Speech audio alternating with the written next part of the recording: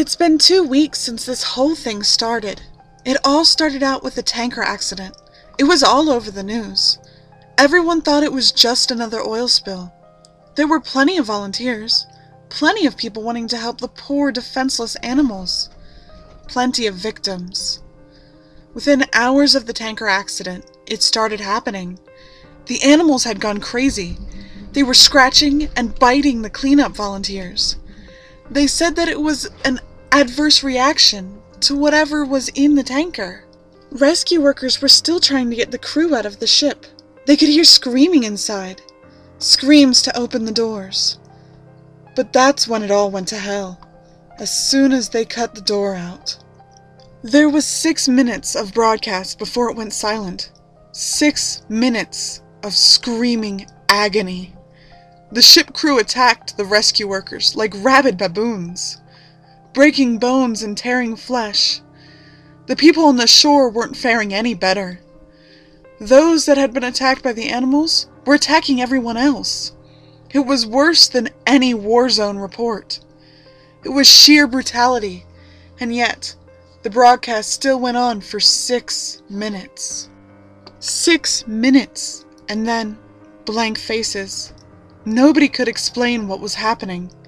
They tried to continue with regular news, the economy, the weather, a cute human interest story, but they couldn't make us unsee what we saw.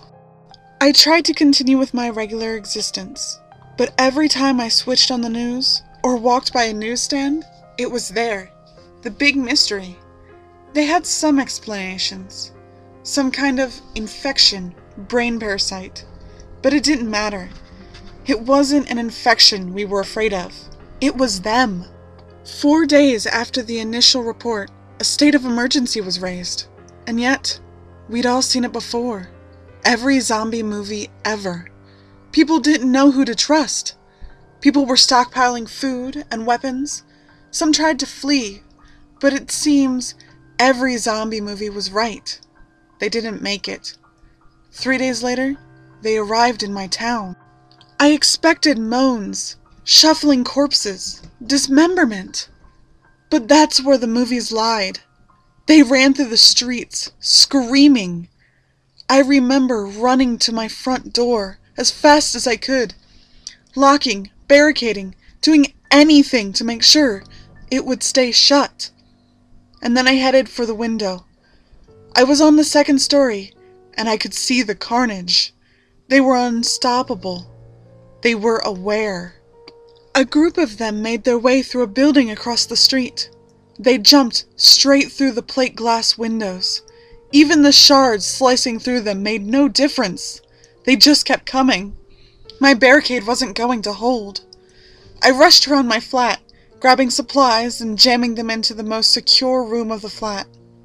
I went back for one last look across the street. And I wish I hadn't. In a 2nd story window, my face met one of theirs. They knew where I was. I quickly dashed into the room and locked the door.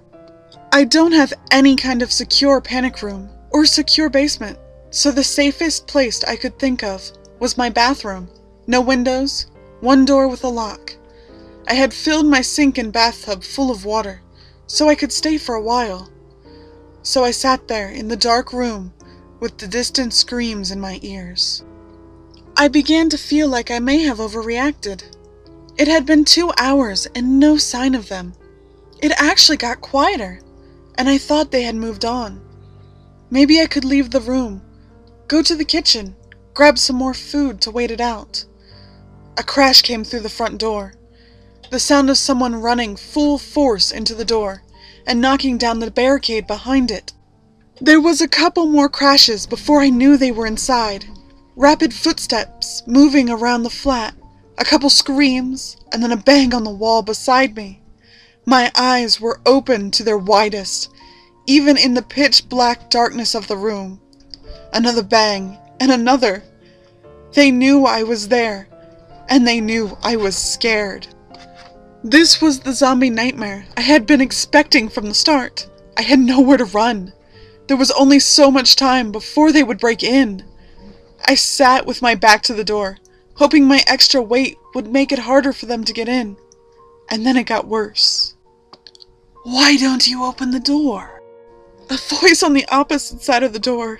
No screams or moans, just a quiet, whispery voice. And then more of them. "We've come for you. You'll be happier if you open the door. It's not so bad." The whispery voices became a cacophony of noise, trying to persuade me, to break me, to fool me.